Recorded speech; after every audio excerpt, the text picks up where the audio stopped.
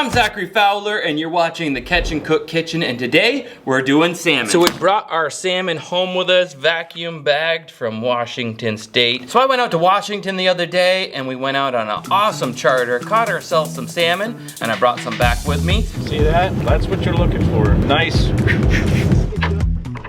Fish on. Is it? All right. Fish on. There we see it. It's a keeper? What we got? Look at that. First salmon ever. What a beautiful fish. Look at that thing. We can head home and cook some for the family. And that's what we're gonna work on right now. Just do a really easy dry brine to it a couple times, and then we're gonna get it onto the smoker and make some delicious bagels. And there's a million other things you can do with it. Once you've smoked it like this, and it's such an easy process, let me tell you, it gives you the ability to keep it longer in the fridge and have what tastes like really fresh salmon still kicking around if you can't eat it all in one meal. I'm gonna do a couple little things to it before we go and put a dry brine on it. We did one on the other channel, on our Fowler's Maker Mischief channel. That's where the main Catch and Cook was. But this one, we're gonna do just basically how anybody could do it, super easy. We're just plucking some of these bones out. If you get it from the store, they've probably removed all these on you. This one's gonna go on the smoker.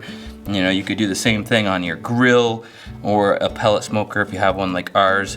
We have the nice little Z grill out there, and we're gonna get this in there. But first it needs 2 days in a dry brine.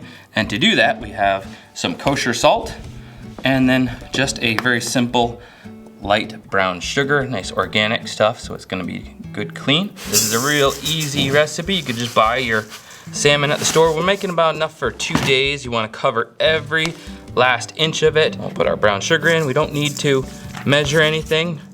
I'm going with like a 2/3 to a third brown sugar for our cure here. Now that that's prepped all up, I do notice there's a couple things on here that I think I want to remove so it eats better.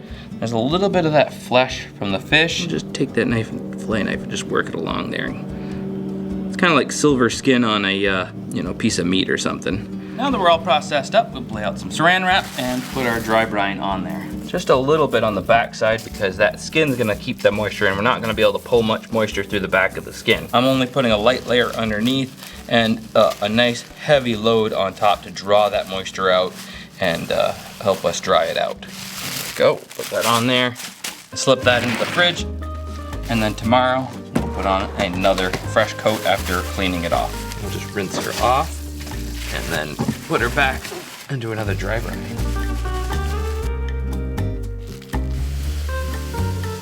Only need to do it twice.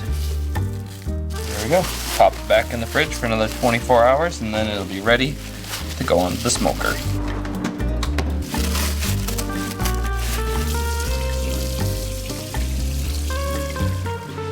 And we'll just let it air dry off in the fridge for a couple hours. All right, now that our salmon has dried, let's get this on the smoker so we can try it out. Woo, it's hot enough out here we can just bake it in the sun. I'll just hold it out like this for an hour. It's hotter than, well, you know. It's ridiculous today. But we want smoke, not just cooked. We turn on our Z grill, full smoke, 160, and I have literally no idea what's in here for pellets. It doesn't really matter to me. I'm not that particular just yet as to like what flavor should be on which one. If you did really particularly want a different pellet for a different flavor, what are you supposed to do with all the ones that are in there? What are you supposed to do? Pull this thing out and like get a vacuum in there and like suck all that out and start all over just so you could have applewood versus mesquite? If you're that particular, I don't know what, I can't help you. I don't think it matters about waiting for it to be up to temp since we're gonna be smoking for a little while. I'm gonna put these in here just so it's more manageable to get it off. It might be a little bit more tender when she's done smoking. Pop it right into the middle. We'll keep an eye on that and we'll be back in just a second when it's finished and I'll let you know how long it took. All right, well that's finishing up. It's been about an hour and a half and it's at about 1:40 now. I grabbed some stuff from the downstairs kitchen and we got some bagels here to do up, put it on, and a nice heritage tomato. And I like red onions, tomato, and capers. So we're gonna prep that all up and then we'll toast up our bagels and we'll be ready to put it all together. Woo! I don't know what's up with this one onion. I can't remember the last time I cried cutting onions, but these ones really get to me. I haven't cried like that since Titanic.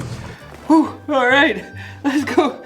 Let's go down, toast our bagels, grab our fish.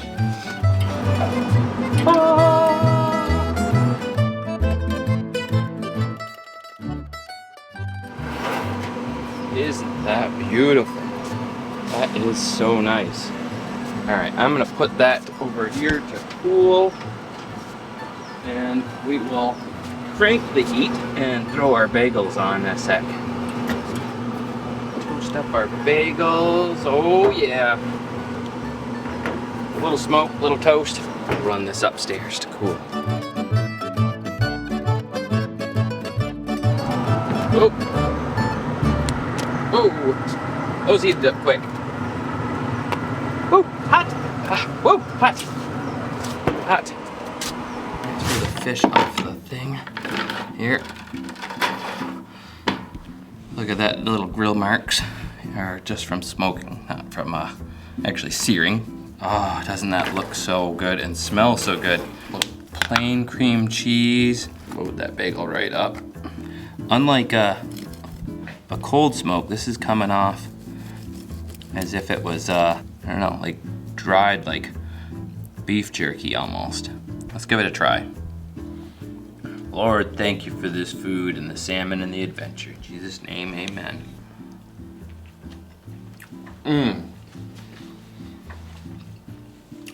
That is so good. Not getting the brown sugar coming through. There's a slightly saltier flavor to it, really strong.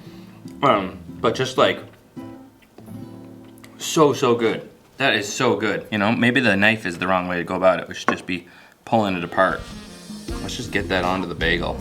Let's just pull some of that apart and put that on there. Tomato, red onion, and then the pièce de la résistance is the capers. Sprinkle some of those on top. Look at that. So good. All right, moment of truth. I mean, I already tasted it, so I know it's good. But with the whole fixings,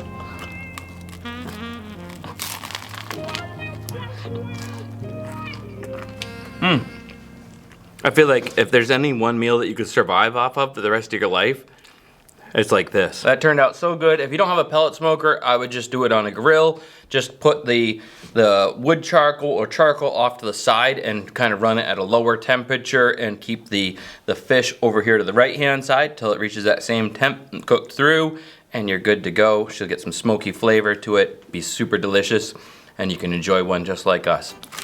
Oh, wow. It's hard to bite into. Those bagels are pretty crisp, aren't they? It's good though, right?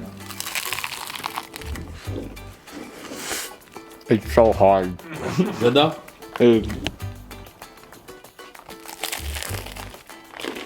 Like chip a tooth on the bagel, but other than that, it's good.